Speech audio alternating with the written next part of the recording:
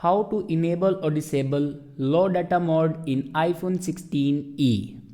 So let's start the video. First of all, open settings.